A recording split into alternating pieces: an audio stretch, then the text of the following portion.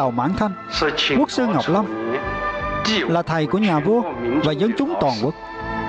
Bây giờ dùng kịch bản truyền hình để diễn xuất, mục đích chủ yếu là để sửa sai lòng người của xã hội, tăng thêm dũng khí và đạo đức của thế gian.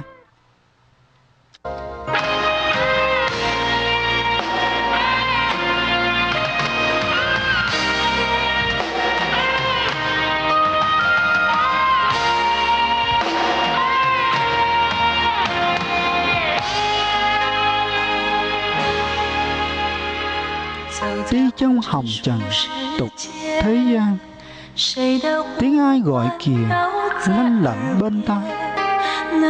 Quen thuộc thế đó nhưng lại xa xôi.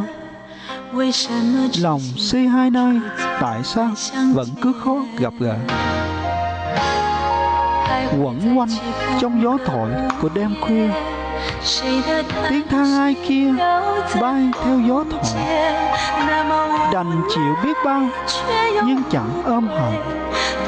Bao nhiêu mộng tàn đời trước dự tới duyên đời nay. Dù cho thời không đổi khác, dung nhan đổi thay, em vẫn ghi nhớ nỗi lòng lưu luyến trong mắt anh. Ly tụ tuy do mệnh định, cũng cần lòng để cảm động thiên. Dù cho thời không đổi khác, dung nhan đổi thay, em vẫn ghi nhớ nỗi lòng lưu luyến trong mắt anh. Tuy khó nói tiếp kiếp trước, cũng muốn tái kết duyên kiếp này.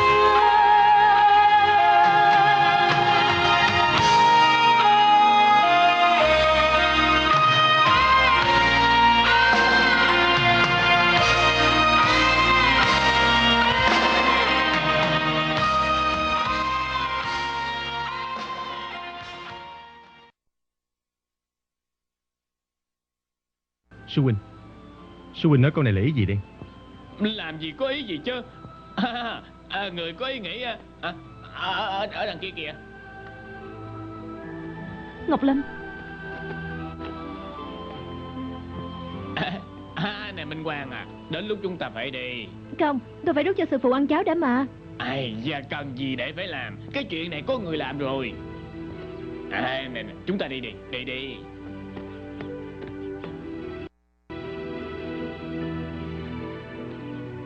Ngọc Lâm, người nào đã đánh anh tới như vậy? Chắc chắn là Ngô Thành rồi. Các chuyện qua rồi bỏ qua đi. Dầu sao đi nữa, nó cũng là người thân bất do kỷ. Cái gã Ngô Thành này lại dám đánh anh tới độ này. Nhất định là A Ma của em đã kêu ông ta làm như vậy. Các tôi nói bỏ qua thì bỏ qua đi, đừng có để xảy ra chuyện khác nữa. Anh thật là hết nói mà. Làm sao hả? Anh đỡ chút nào hay chưa? Đỡ nhiều rồi, không sao đâu. Em đút cho anh ăn nha. Thế nào rồi? Tôi ăn no rồi.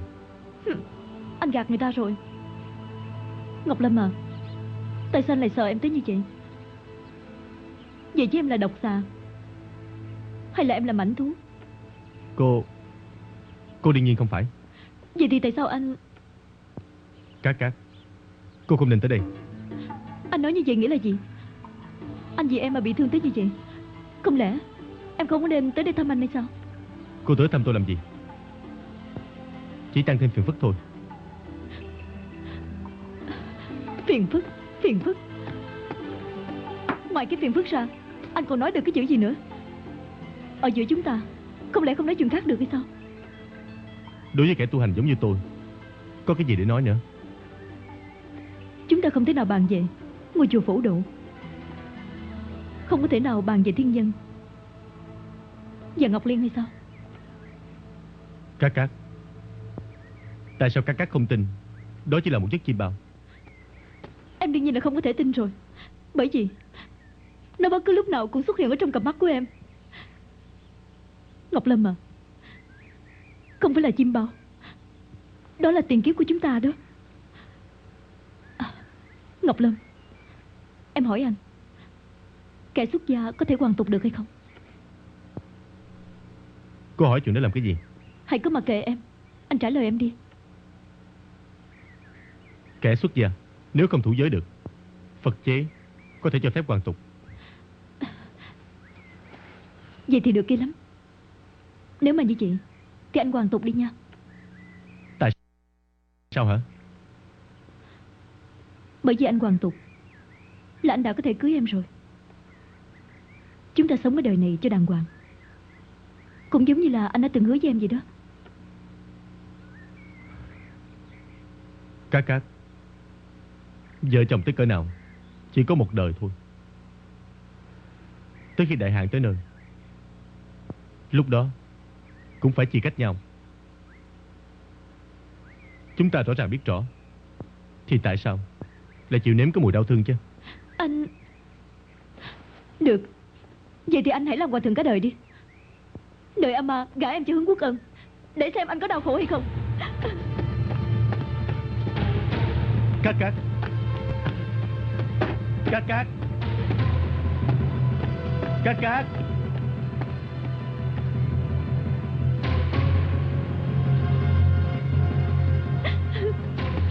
Ê, Cát, chuyện gì vậy? Hỉ Xuân, mình đi đi.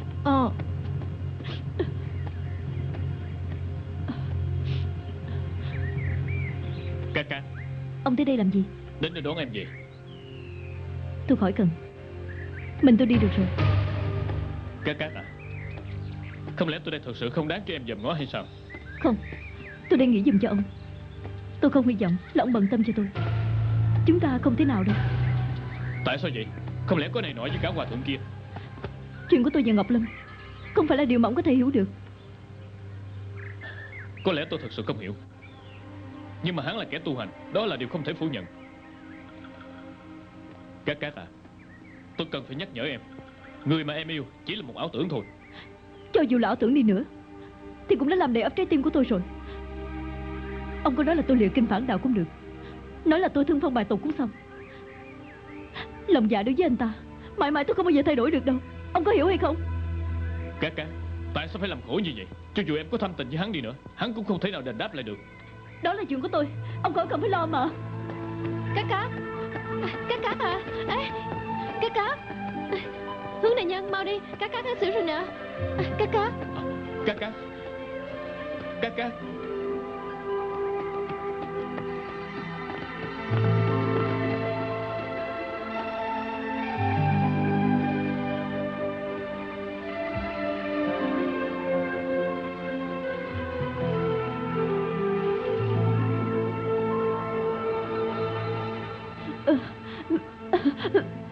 Tỉnh rồi kìa. Trân Nhi, con cảm thấy thế nào? Con có sao không? Trân Nhi, Ama của con đang hỏi kìa. Con đâu có Ama lòng dạ độc ác tới như vậy. Lòng dạ độc ác? Cha độc ác từ lúc nào hả? Cha đã sai Ngô Thành đi đánh Ngọc Lâm cho tới khi anh gần chết. Còn nổi lửa muốn đốt chết anh ta nữa.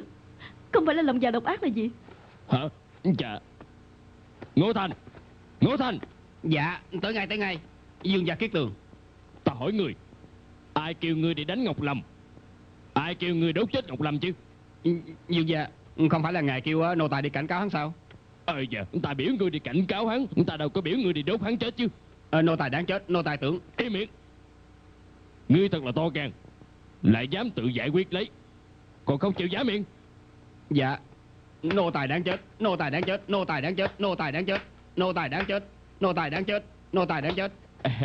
Trân Nhi, cha đã trừng phạt nó rồi, còn bớt giận đi nha. Ngọc Lâm một chút nữa là chết trong tay của hắn rồi. Tán hắn ta mấy bạt tay thì đâu có ăn thua gì. Hả? Vậy phải làm sao con mới bớt giận đi? Con muốn cha hãy giết chết hắn ngay đi. Cát xin tha mạng. Cát. Hay da, Trân Nhi à, Ngọc Lâm cũng chưa có chết mà, còn giết chết hắn quá ra là nghiêm trọng đi. Nè, con phải biết nó rất là tài giỏi.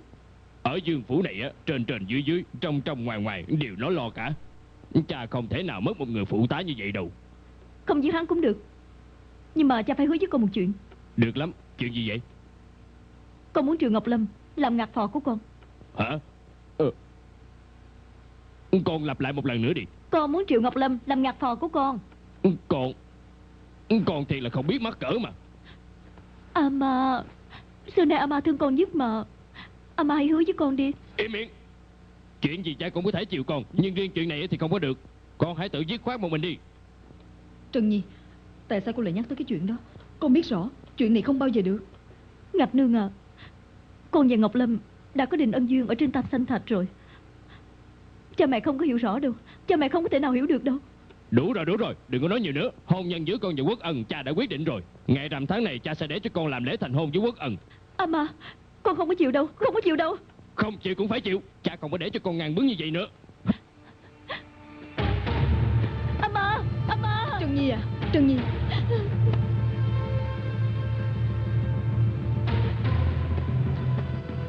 Dương gia, các thế nào rồi? Nó đã khỏe lại rồi, ngồi đi. Cổ đã được khỏe rồi, cháu rất yên tâm.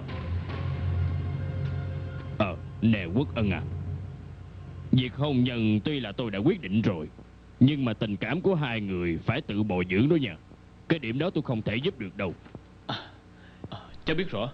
Biết rõ thì ăn thua cái gì đây? Nè, đối phó với đàn bà thì phải nhu mì, phải chịu chuộng. Nếu như cậu còn mang cái hống hách của án sát sứ ra, trước sau gì cũng đứng qua một bên chơi thôi.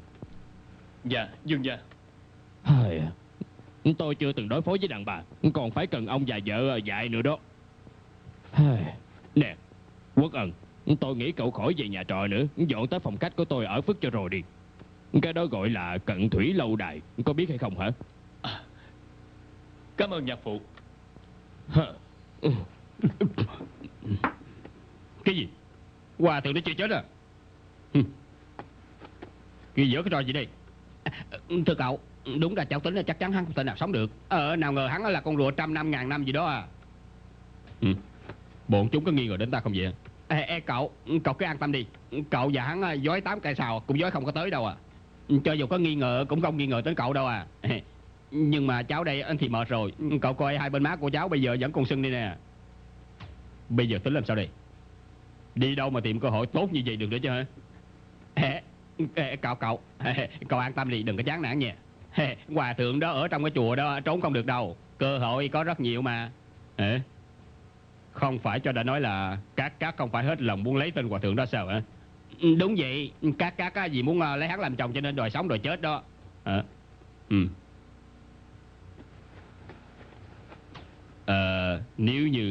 Nếu như các kia vì hắn ta mà xảy ra chuyện gì thì thì Dương gia nhất định sẽ lôi hắn ra mà ngũ mã phân thây đó. Hơn nữa Hướng đại nhân cũng không tha cho hắn đâu. Không lẽ cậu kêu cháu đi hại các hay sao hả?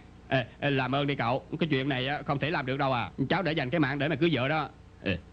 Cháu nghĩ cái gì mà kỳ cục vậy? Ai kêu cháu đi hại các chứ? Ý của cậu định nói là con người nếu mà muốn chết chỉ cần nhất thời nghĩ dẫn giờ. Cho nên cháu chỉ cần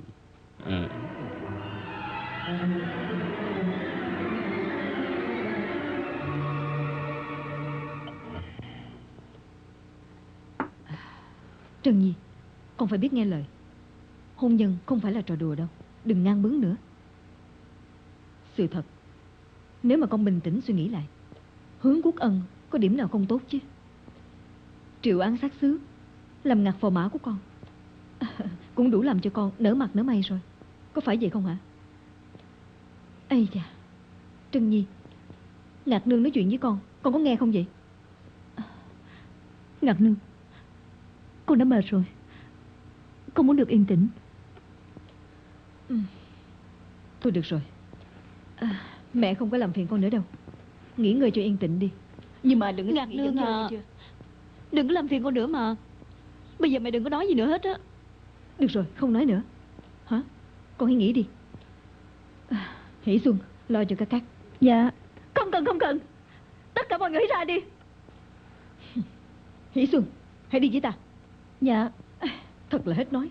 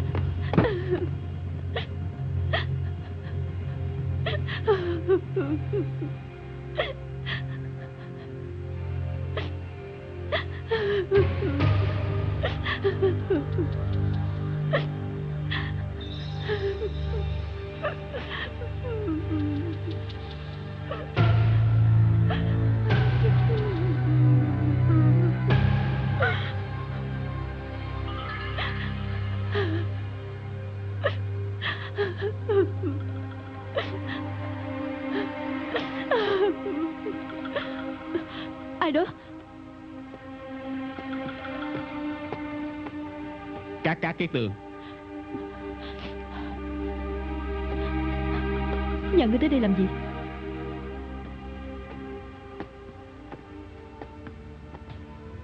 Dạ bẩm lời các. Nô tài đang đi tuần. Đi đi, đừng có làm phiền ta. Dạ.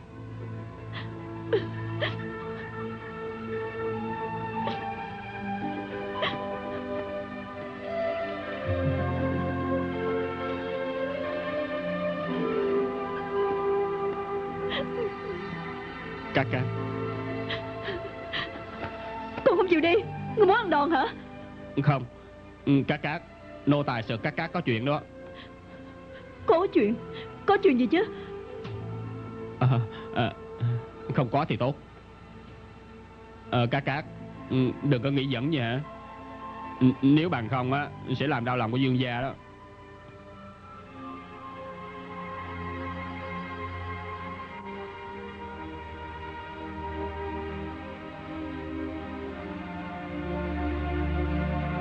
Nô tài cáo từ.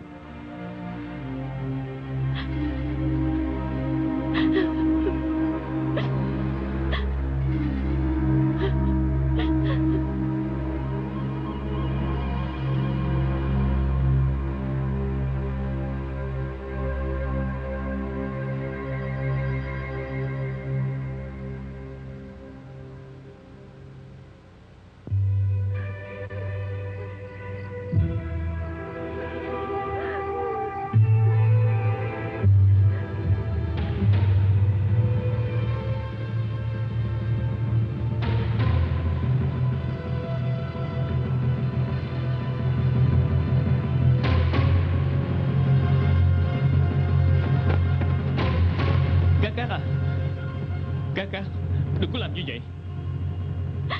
Anh hãy buông tôi ra đi. Không, em biết rõ tôi không bao giờ để em làm như vậy. Không lẽ nào ngay cả cái tự do chết tôi cũng không có nữa hay sao hả? Các à, Hướng Quốc Ân tôi là một người trọng tình trọng nghĩa. Tôi hy vọng cô có thể cởi mở tấm lòng để chấp nhận tôi. Cuộc đời của tôi sẽ đối xử tốt với cô.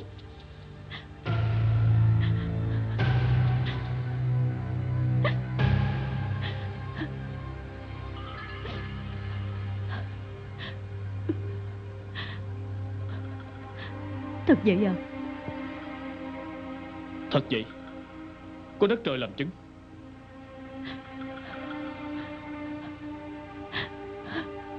Được, tôi hứa với ông,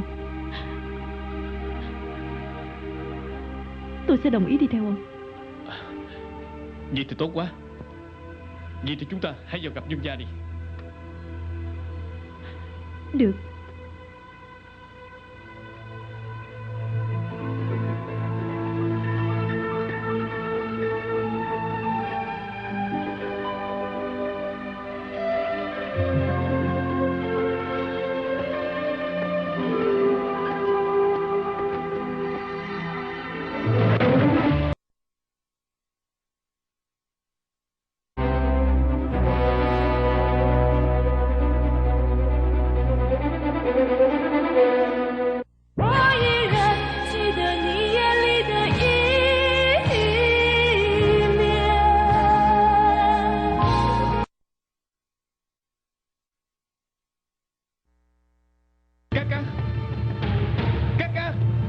Người đâu? Người đâu? Các.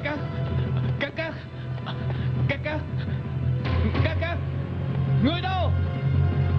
Người đâu?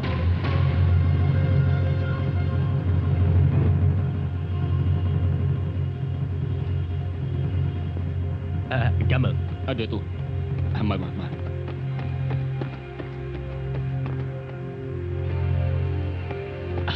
Tổng Đây, quản tới rồi. mau, hãy mau theo tôi vào đi.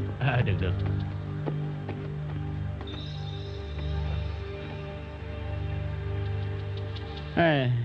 Tiền là hết cách nói. Vì một tên hòa thượng mà cả mạng sống cũng coi thường.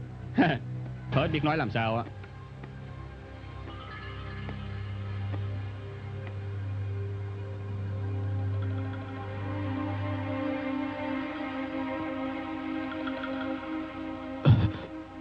Đại phu, thế nào? Dương gia, Ông cứ việc nói đi. máu của Cát bầm đen nè. Hả? Chị nghĩ là sao? Cát đúng ra là cái bệnh u uất tâm khí. Bệnh xong rồi bật phát trở thành là tâm độc đó. Bây giờ lại rơi xuống nước nữa, hàng độc nhập vào. Hai cái luồng độc khí đó đều tích tụ lại ở trong xương cốt cổ, không thể tan đi, tạo thành là tâm mạch suy yếu hẳn đi. Kẻ hèn e rằng không có sức cãi trời được. Cho nên mong Dương gia hãy sớm cào mình đi. Vậy Dương gia,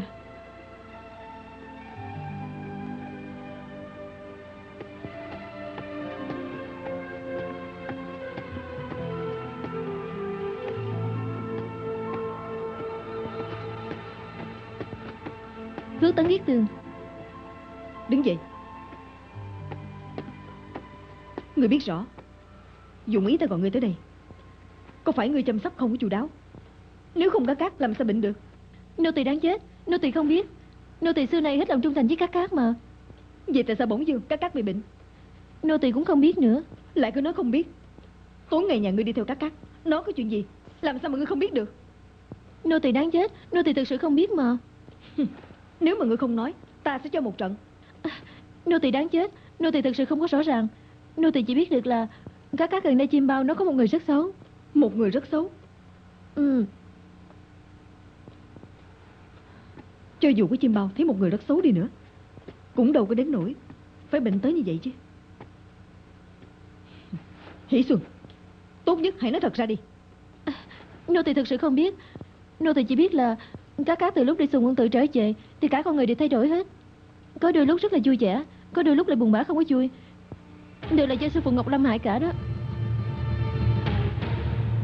Sư phụ Ngọc Lâm?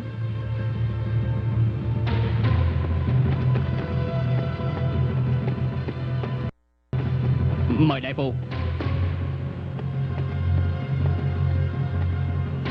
Đại phu, xin mời.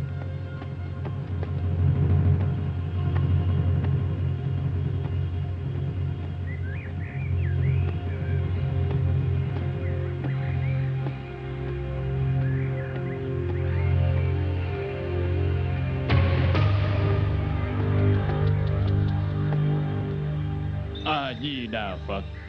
Phước Tấn Kiết Tường. Sư phụ Ngọc Phong biết tôi tới đây à? Bần tăng đã chờ đợi ở đây từ lâu rồi. Tôi muốn tìm sư phụ Ngọc Lâm. Ngọc trăm thanh tơ tuyền sanh định, tái thế tình duyên ở kim sanh hoàng. Ý của sư phụ đây là Sanh tử vô thường, dạng kiếp di liễu.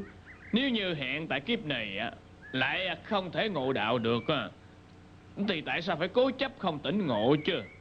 Đó là kiếp số thôi.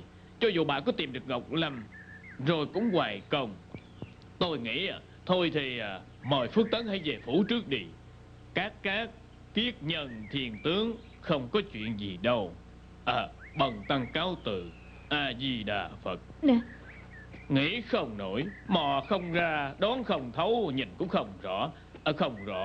Không rõ được đâu. ăn hại, gã nào gã nấy đều ăn hại cả. Kẻ hèn bất tài, cá hèn cáo từ. Đi. Dạ. Dương gia, các cổ. Giờ danh này ở Giang Nam này ai nấy đều nói giống nhau.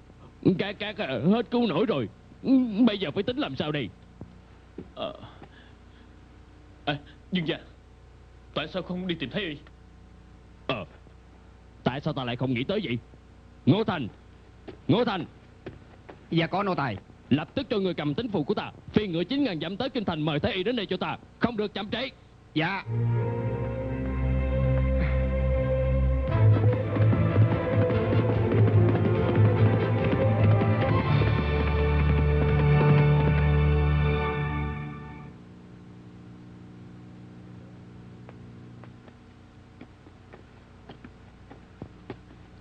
Phước Tấn, thuốc đã sắc xong rồi. Vẫn còn chưa uống à? Thiên nhân. Cát. Phước Tấn, Cát lại nói bậy nói bạ nữa rồi. Trân Trần Nhi, con nói cái gì vậy? Hãy nói cho rõ đi. Thiên Nhân, anh đã quên rồi sao? Em chính là Ngọc Liên nè. Em là Ngọc Liên nè. Ngọc Liên?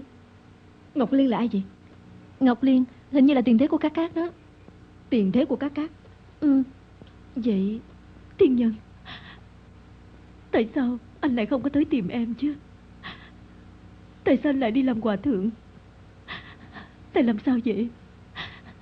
Tại làm sao vậy? Trần Nhi, hãy tỉnh lại đi. Tỉnh lại đi. Hỷ Xuân, có phải Cát Cát bệnh mê man rồi hay không? Hả? Cát Cát, anh đã quên lời hẹn ước của chúng ta rồi sao?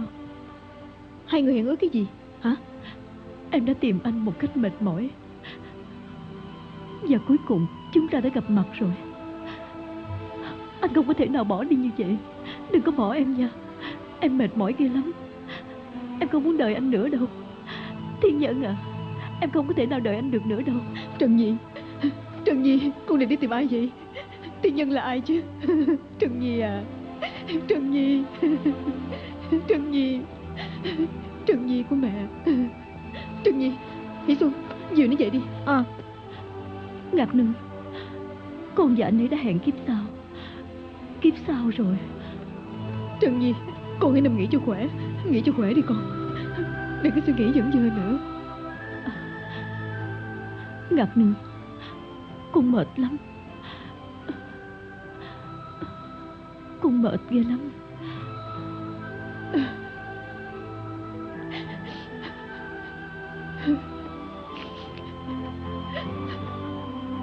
Hỷ Xuân, chăm sóc Cát Cát cho đàng hoàng. dạ.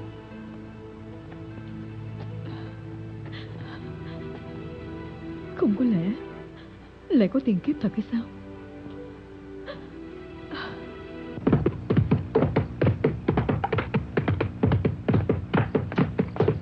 Thuần thân Dương Phụ 9.000 dặm phi ngựa khẩn cấp, chuẩn bị ngựa đi. Dạ.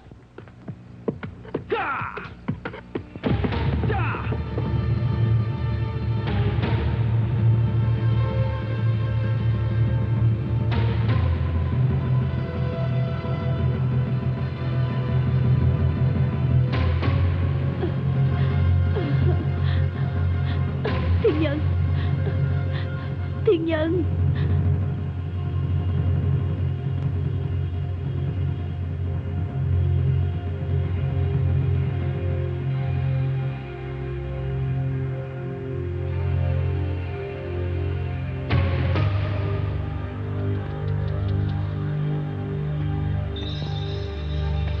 Dừng tay. Không được hái. Tại sao anh lại không có để cho em được hái tòa xem? Anh sợ em rơi vào trong vực thẳm. Tại sao anh biết rõ là em sẽ... Điều đó... Thiên Nhân, anh chính là Thiên Nhân hả? Không. Tôi...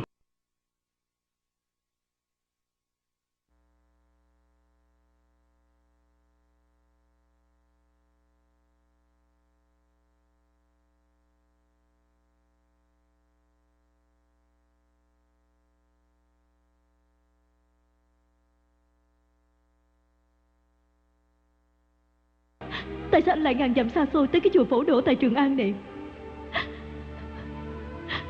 Tại sao anh lại không có chịu nhìn nhận? Anh đã quên em rồi hay sao? Hay là anh đã bỏ em rồi?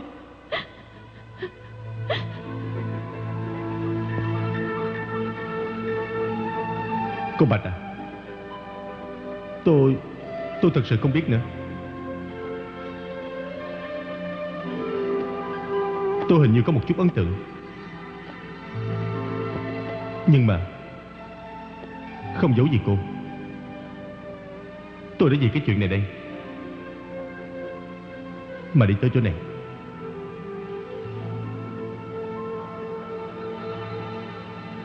Tôi phát hiện mọi vật ở đây đều có vẻ quen biết lắm. Hình như đã từng tới đây. Anh nhất định là Thiên Nhân rồi. Tôi là Thiên Nhân. Tôi là Thiên Nhân. Nếu mà tôi đây là Thiên Nhân thì cô lại là ai? Tôi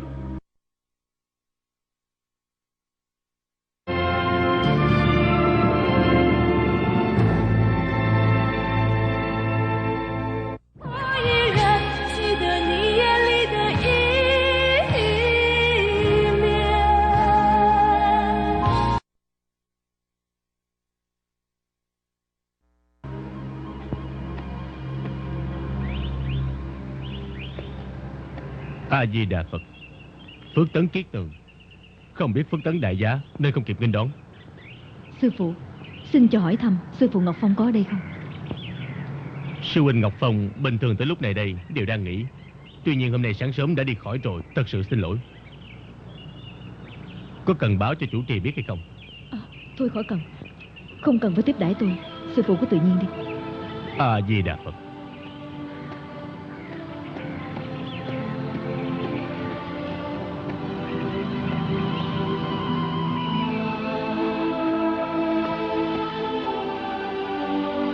Bồ Tát, con gái Trân Nhi bị bệnh, nằm ở trên giường. Mời khắp danh y Giang Nam.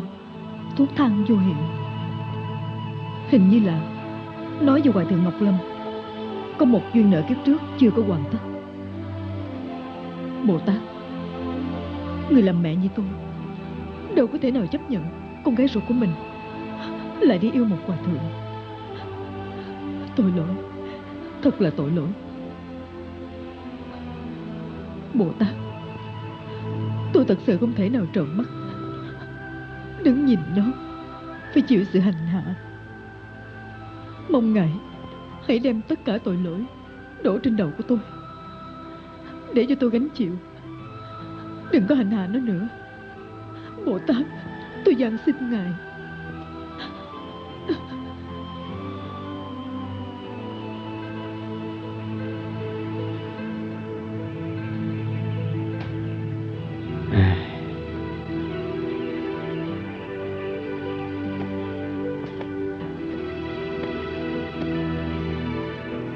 A Di Đà Phật. Hãy tin tưởng Dược sư Bồ Tát sẽ phù hộ các sớm được ngày bình phục.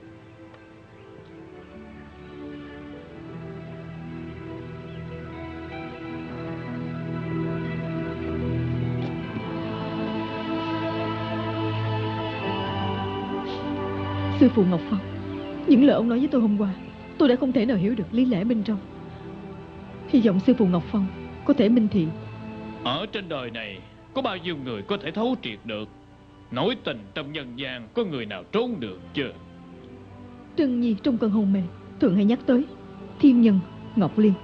Vậy chứ họ là ai? Ai da, người nào cột có thì người đó phải gỡ. Cái chuyện của hai người đó đã thành định số rồi. Người khác làm sao mà có thể giúp được? Cho dù họ có ước định tiền xanh đi nữa thì cái người làm mẹ như tôi không thể nào mà trợn mắt đứng nhìn họ phải chịu khổ. Không lẽ mấy lời thề của họ lại hủy hoại cả cuộc đời của họ sao? Tiền thế đã qua rồi, tại sao đến đời này lại còn phải chịu sự hành hạ? Nhà Phật gọi đó là ân quả nghiệp. Tôi tin ở trên đời này có sanh tử luân hồi, ân quả báo ứng. Nhưng mà tình duyên tái thế, làm sao mà tôi tin được chứ?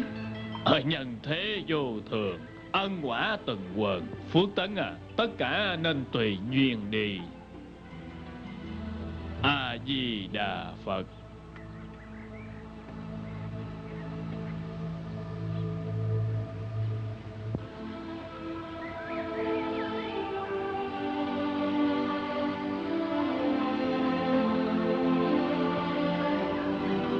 Nè, Trân Nhi. Trân Nhi, Trân Nhi à.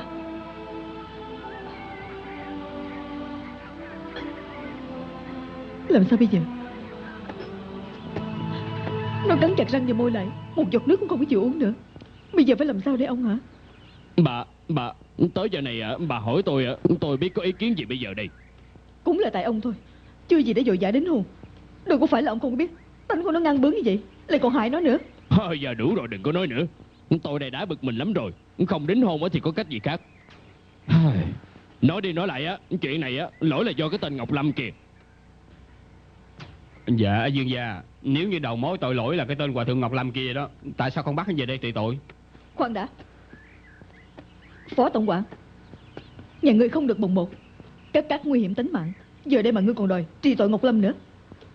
Không lẽ ngươi muốn cho các chết sớm hơn nữa hay sao? Phải, Phước Tấn nói rất đúng. Hãy ra ngoài cho ta, đừng có đưa ý kiến bậy bạ ở đây. Dạ. Ê,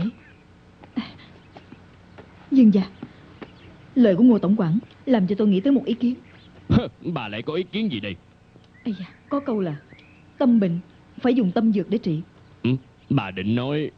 Ý của tôi định là nếu như Trần Nhi ở trong lòng cứ nghĩ tới sư phụ Ngọc Lâm kia, tại sao chúng ta không mời sư phụ Ngọc Lâm tới đây mà thăm Trần Nhi? Biết đâu chừng làm như vậy nó sẽ lành ngay. Phước Tấn nói đúng lắm. Dương gia, con đi mời sư phụ Ngọc Lâm nha. Khoan đã. Dương gia. Ai hứa cho nhà ngươi đi? Nhà ngươi thật là càng ngày càng hết nói nổi mà. Dương gia, các cá bị bệnh tới như vậy rồi, đại phu không có người nào được hết. Nếu như mà có cách nào đó, tại sao lại không có chịu thử xem? Im miệng. Nhà ngươi muốn dạy lại ta hả? Dương gia, mong Dương gia hãy khai ân. Bệnh của các cá không thể nào kéo dài được nữa đâu. Nếu mà có điều gì bất trắc xảy ra, Dương gia và Phước Tấn chắc chắn sẽ hối hận suốt cả cuộc đời. Bây giờ những chuyện khác còn có thể chậm trễ một chút, còn bệnh tình của các cá thực sự không thể nào kéo dài được nữa đâu.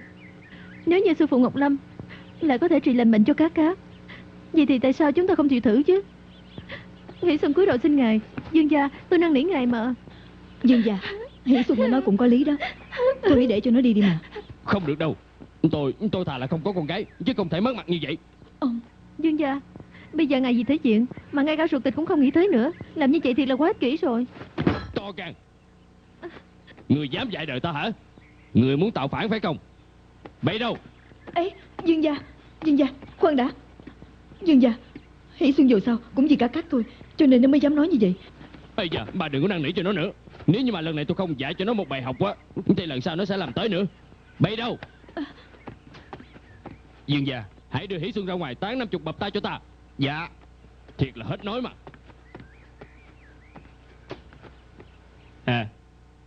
Hỷ Xuân, con không chịu đi.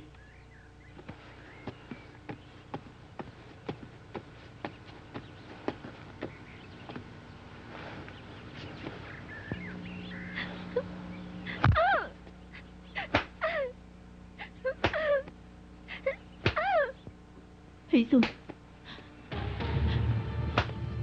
Hỷ Xuân. Dương gia, ông hãy tha cho nó đi.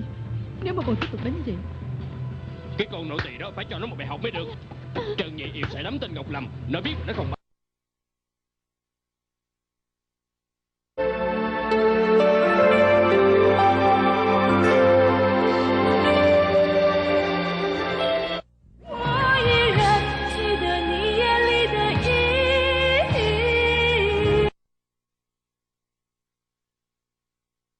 Cái con nội tỳ đó phải cho nó một bài học mới được. Trần Nhị yêu sẽ lắm tên Ngọc Lâm. Nó biết mà nó không báo. Vậy ông cũng đừng có trách nó chứ. Đừng có đánh mà. Đừng có đánh nó nữa mà. Đừng Nhi. Cá hả? Mau lên. Cá. Đừng Nhi. Cá hả? Mau đi. Cá. Hay da, nó không phải là đang nằm ở trên giường hay sao? Đứng dậy để làm cái gì? Nó chẳng qua là muốn ngăn cản ông, không muốn ông đánh Hỷ Xuân mà. Cá đã bệnh tới như vậy rồi, còn lỗi cho em làm cái gì nữa? Em chẳng qua là nô tỳ của cá thôi. Cho dù có bị đánh chết đi nữa, em đây cũng cam tâm tình nguyện mà. Rủi ro cá gì em, sức khỏe có điều gì chẳng may. Như vậy em đã có chết muôn vạn lần cũng không có thể chuộc tội của em được. Cá à, hãy tỉnh dậy đi.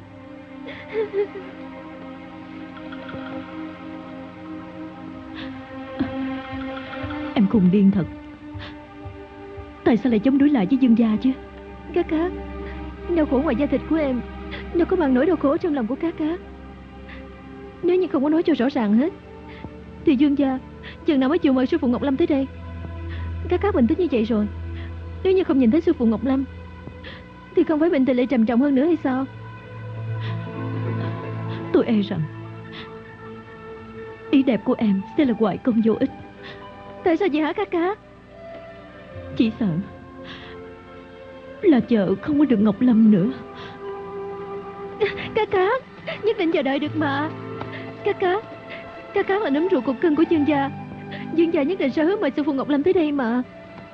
Cá à, cá nhất định phải cầm cự nha. Cá năn nỉ cá mà.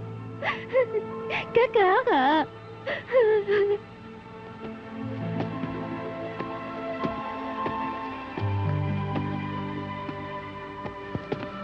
Nè, Ngô tổng quản. Hướng đại nhân, có chuyện hả? Cá bây giờ thế nào? Thiệt là nguy. Hồi nãy xém chút nữa là tắt thở đó. Hả?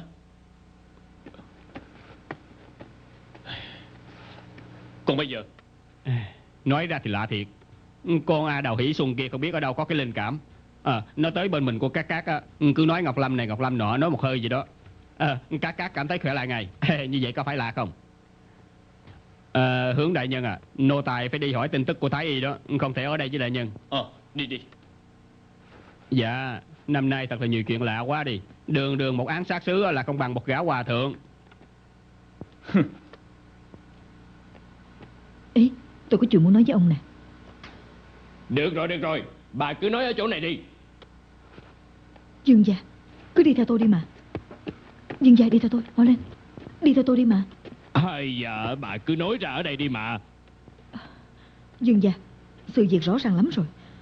Muốn trị bệnh cho Trân Nhi, phải mời hòa thượng Ngọc Lâm tới đây thì mới được.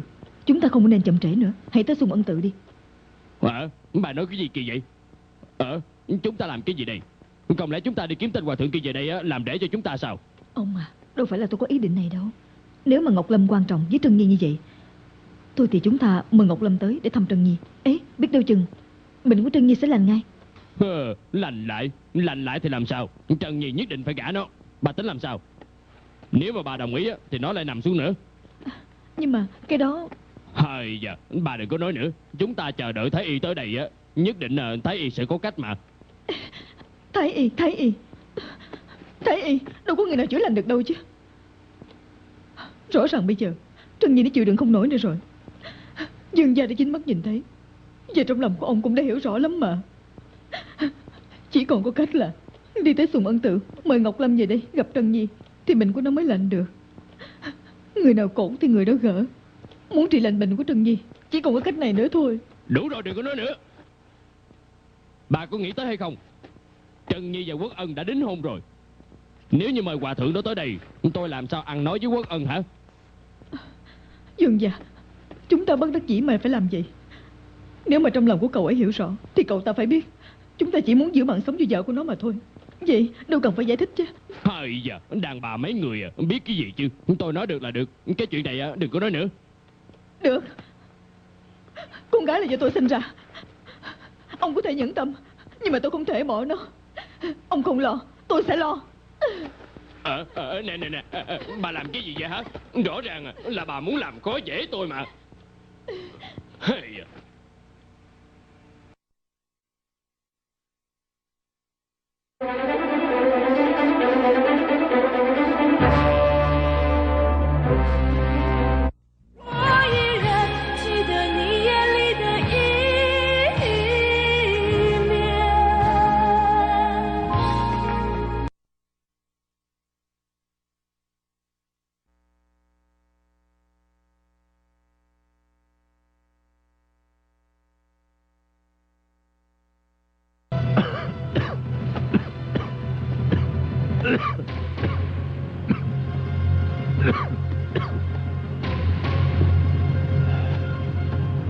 Sư phụ Ngọc Lâm.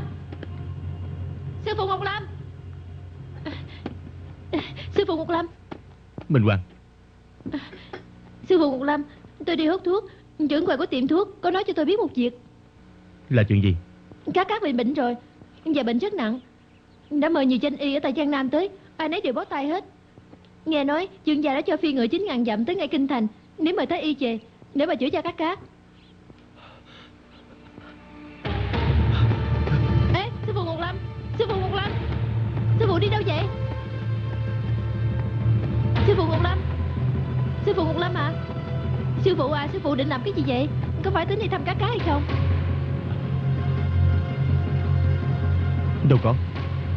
Tôi không phải.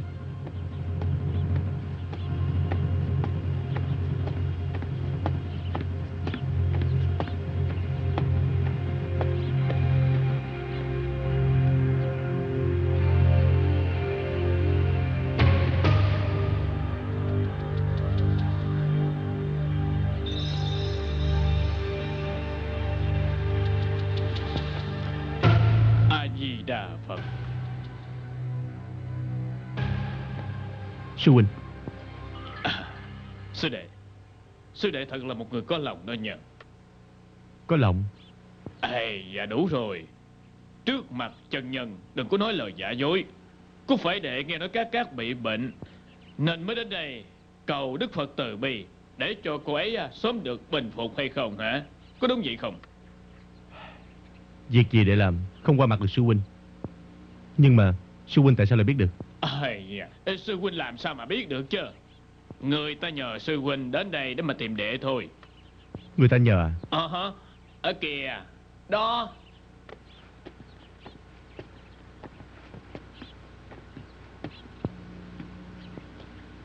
Ông chính là sư phụ Ngọc Lâm. Đúng vậy. Chẳng trách gì Trân Nhi. Xin lỗi bà, đây là... Đây chính là ngạc nương của Cát. Phước Tấn. Xin hỏi bệnh Cát lành chưa? Nó đã sắp chết tới nơi rồi. Ngọc Lâm sư phụ, hãy đi thăm nó đi. Nó nhìn thấy sư phụ, biết đâu chừng có thể cứu được. Tôi... Sự việc tới nước này, tôi đành phải nói thật mà thôi. Cát nó đã bị tâm bệnh rồi. Nó rất là mong mỏi ông tới.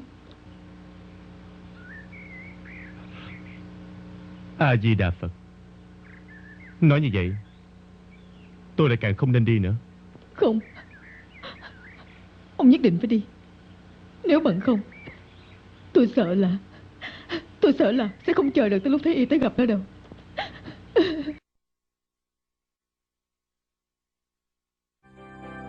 握你的手，却被你推落。听见你眼中翻飞的寂寞，问你心想什么？微扬的嘴角，